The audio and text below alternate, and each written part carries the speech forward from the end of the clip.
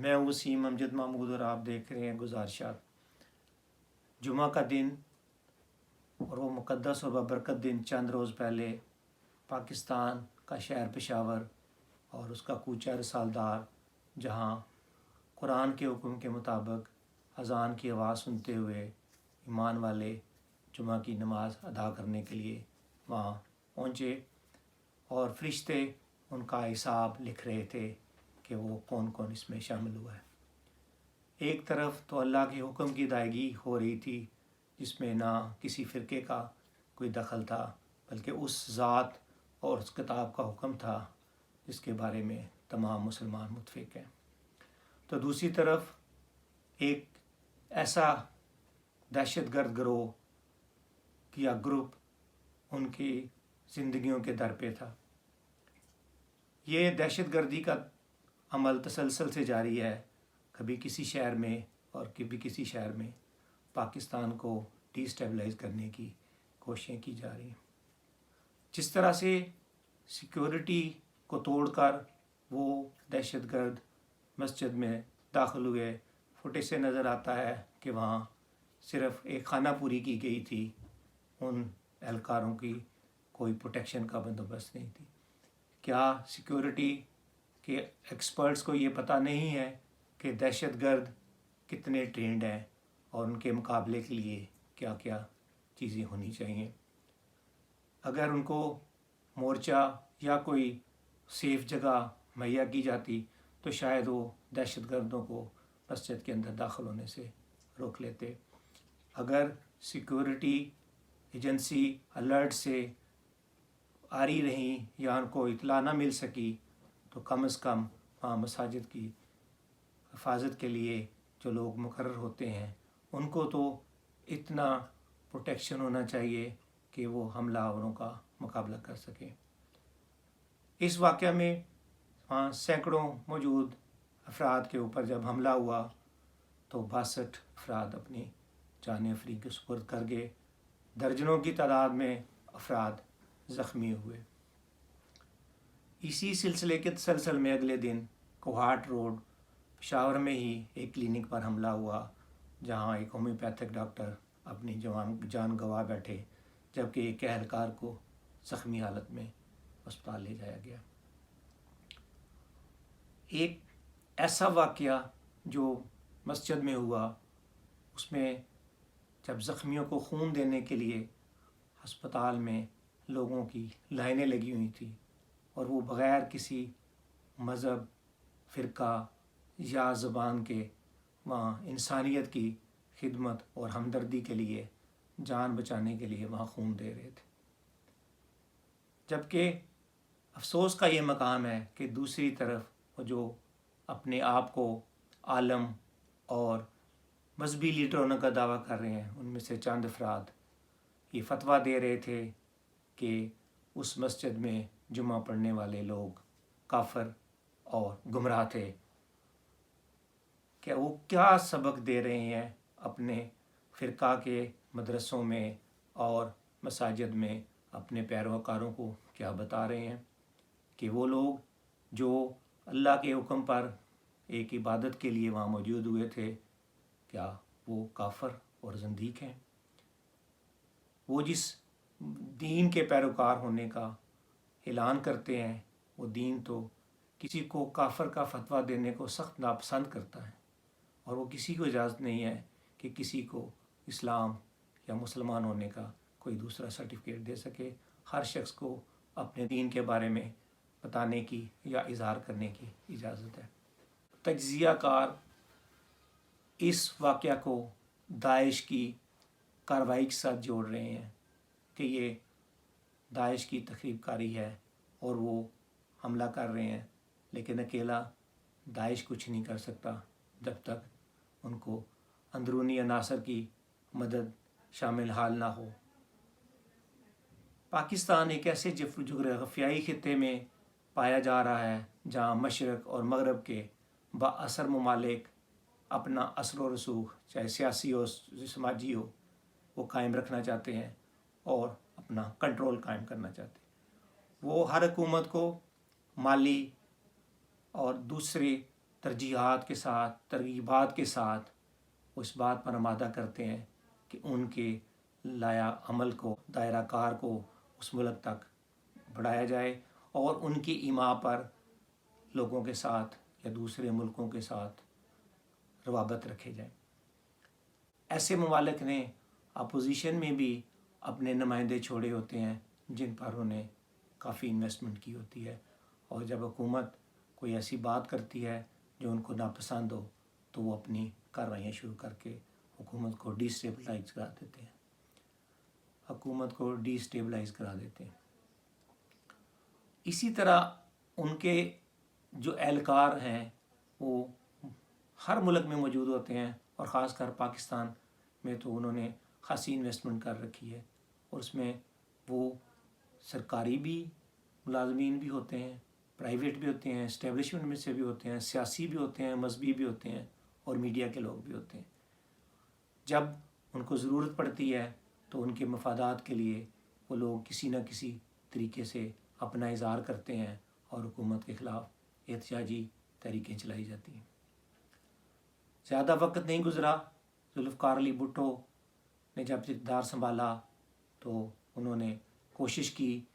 کہ مسلمانوں کا ایک بلاک بنایا جائے اور پاکستان سب کے ساتھ مل کر ان کو لیڈ کرے، اور ایک بلاک جو ہے یہ سرمایہ کاری کرے اور انڈسٹری اور دوسرے کاموں میں یہ اسلامی بلاک ترقی کرے۔ لیکن وہ پر اثر ممالک یا جو طاقتور ممالک تھے ان کو یہ بات پسند نہ آئی کہ پاکستان اس مقام پر آ جائے کہ ان کا مقابلہ کر سکے۔ تو پہلے فرقہ واریت کی فضا چلائی گئی، مذہبی اناد کو بنیاد بنایا گیا اور کچھ فیصلے کرائے گئے، اور پھر دوسری دفعہ جب 1977 میں الیکشن ہوئے اور وہ بھٹو نے ان کو درخور اعتنا نہ سمجھا تو پھر PNA کی تحریک چلائی گئی جہاں خاصی انویسٹمنٹ کی گئی، اور بعد میں یہ ثابت بھی ہوا اور بڑے بڑے لیڈروں نے جو اس وقت اقتدار میں تھے اس بات کی تصدیق کی کہ یہ ملک کو ڈی اسٹیبلائز کیا گیا۔ بھٹو کو تو پھانسی چڑھوا دیا گیا، اور اس تحریک کے نتیجے میں مارشل لا لگا کر ایک عامر جنرل ضیاء الحق کو اس ملک میں لمبے عرصے کے لیے اقتدار دے دیا گیا تاکہ ان کے مفادات کا تحفظ کر سکے۔ یہاں پر انسانی حقوق کی پامالی کی انتہا کر دی گئی، اور ملک میں لوگوں کو جہاد کے نام پر تربیت دی گئی، جو مغربی ممالک کے مفادات کو افغانستان میں استعمال کیا گیا، اور یہ دور اندیشی سے کام نہیں لیا گیا۔ انہوں نے ایک ایسی فوج تیار کی جو جب وہ اپنا مطلب نکل کے چلے گئے تو وہ فوج ہمارے ہی گلے پڑ گئی۔ جب غیر ملکی طاقتوں نے یہ دیکھا کہ ضیاء الحق کا ہمارے کام کا نہیں تو اس کو عبرتناک انجام سے شکار کر دیا گیا۔ یہی حال آنے والی حکومتوں میں بے نظیر بھٹو ہوں یا میاں نواز شریف ہوں، دونوں کو جب ان کے مفادات ٹکرائے اور ملکی ترقی کی بات شروع ہوئی تو ان کو بھی کسی نہ کسی بہانے سے چلتا کر دیا گیا، کبھی آمریت کے نام پر، کبھی فرقہ واریت کے نام پر۔ اسٹیبلائز پاکستان کسی ملک کو نہیں باتا، چاہے ہمارے پڑوسی ہوں یا دور کے ممالک ہوں۔ کو یہ خطرہ ہے کہ یہ لوگوں میں اتنے گٹس ہیں کہ اگر یہ کھڑے ہو گئے تو یہ دنیا کو اپنے آگے لگا لیں گے۔ یہاں پھر فرقہ واریت اور لسانیت مذہبی بنیادوں پر اور علاقائی بنیادوں پر لوگوں کو آپس میں لڑایا گیا، مدرسوں سے، مساجد سے تکفیر کے فتوے دیے گئے اور ایک دوسرے کو واجب القتل قرار دیا گیا۔ سوشل میڈیا کے آنے کے بعد تو یہ چیز انتہا پہ پہنچ گئی ہے، اور آج بھی سارا کچھ اسی طرح چل رہا ہے۔ اب تو ایک فرقے کے لوگ بھی آپس میں ایک دوسرے کے خلاف باتیں کر رہے ہیں کہ وہ گمراہ ہو گئے۔ ضرورت اس امر کی ہے کہ ملک کو کس طرح استحکام کی طرف لے کے جایا جائے۔ آج کل ایک تحریک اعتماد کی تحریک چل رہی ہے، اس میں کچھ لوگوں کے ذاتی مفادات ہیں، ویسٹڈ انٹرسٹ کی بات ہو رہی ہے، جبکہ بہت سارے ہمارے جو سیاستدان ہیں وہ شاید سیاسی نادانی کا شکار ہوتے ہیں اور اتنی سمجھ بوجھ نہیں رکھتے، کیونکہ اقتدار سب کو سامنے نظر آتا ہے۔ کیا اس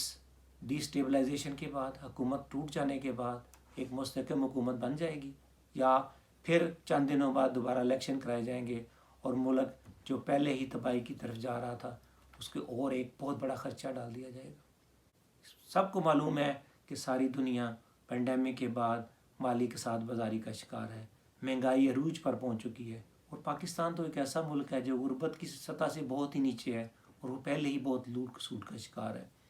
اوپر سے رشیا اور یوکرین کی لڑائی نے تو ہر چیز کی قیمتیں آسمان تک پہنچا دی ہیں۔ آپ پٹرول کی ہی قیمت دیکھ لیں جو سب سے زیادہ مین اس میں کردار ادا کر رہا ہے، آپ کی تمام چیزوں کی قیمتیں انتہا تک پہنچ جائیں گی اور ملک میں اور انریسٹ پیدا ہو جائے گا۔ اس وقت تو ایسی ضرورت ہے کہ ایک ایک پیسہ بچایا جائے اور خرچوں سے بچت کی جائے۔ ملک میں جو اس وقت افراتفری کا شکار ہے، جو فرقہ بازی کا شکار ہے، جو لسان بازی کا شکار ہے، یا ایک دوسرے کی ٹانگ کھینچ رہے ہیں، یا وہ لوگ جو نفرت کی ایک تحریک چلا رہے ہیں، جبکہ قانون بنایا جا رہا ہے کہ جو بھی کسی کے خلاف نفرت کرے اس کو قرار واقعی سزا دی جائے، لیکن یہ زبانی باتیں ہی ہو رہی ہیں جب تک اس پر عملی قدم نہیں اٹھایا جاتا اور کمزور اور طاقتور کو ایک پیمانے پر نہیں لایا جاتا۔ یہ نہیں ہے کہ جس کی اسٹریٹ پاور ہے اگر وہ کوئی غلط کام کرتا ہے تو آپ سزا دینے لگیں تو وہ اس وقت وہ لوگ سڑکیں بند کر دیں اور اپنے توڑ پھوڑ شروع کر دیں اور آپ مجبور ہو جائیں۔ اگر اب بھی حکومت اور اپوزیشن نے اس چیز کو نہ سمجھا تو حکومت کسی کی بھی ہو، یہ حکومت چلی جائے، کوئی نئی حکومت آئے تو یہ جو ان کی پہلے ہی کمزوریاں اقتدار میں آ چکی ہیں یہ اور بڑھ جائیں گی۔ کیا سمجھتے ہیں کہ اگر مسلم لیگ نواز کی حکومت آ جائے یا پیپلز پارٹی کی آ جائے تو کیا پھر ملک میں امن آ جائے گا؟ امن ہونا بہت مشکل ہے، کیونکہ تخریبی طاقتیں جو ہیں وہ دن بدن اپنا شکنجہ کستی جا رہی ہیں، اور ابھی بھی آج ہی کی خبر ہے کہ کافی تھریٹ ہے، اور پشاور میں خاص کر شہر میں باہر نکلنے سے منع کیا گیا ہے کہ آپ ان جگہوں پہ نہ جائیں جہاں پہ رش زیادہ ہے۔ بہت ضرورت ہے اس وقت پھونک پر کر قدم اٹھانے کی، اور خاص کر جو پاکستان کی سیکیورٹی ایجنسی ہیں، افواج پاکستان ہیں، ان کو چاہیے کہ ان غلط کاروں کو کیفر کردار تک پہنچائیں۔ اور میری ویڈیو حقیقت اور حقائق پر مبنی ہے، یہ آنے والے وقت بتائے گا کہ یہ جو میرے تجزیہ ہے یہ کس حد تک درست ہے۔ اگر آپ کو میری ویڈیو پسند آئی ہے تو اس کو لائک کریں، سبسکرائب کریں اور شیئر کریں۔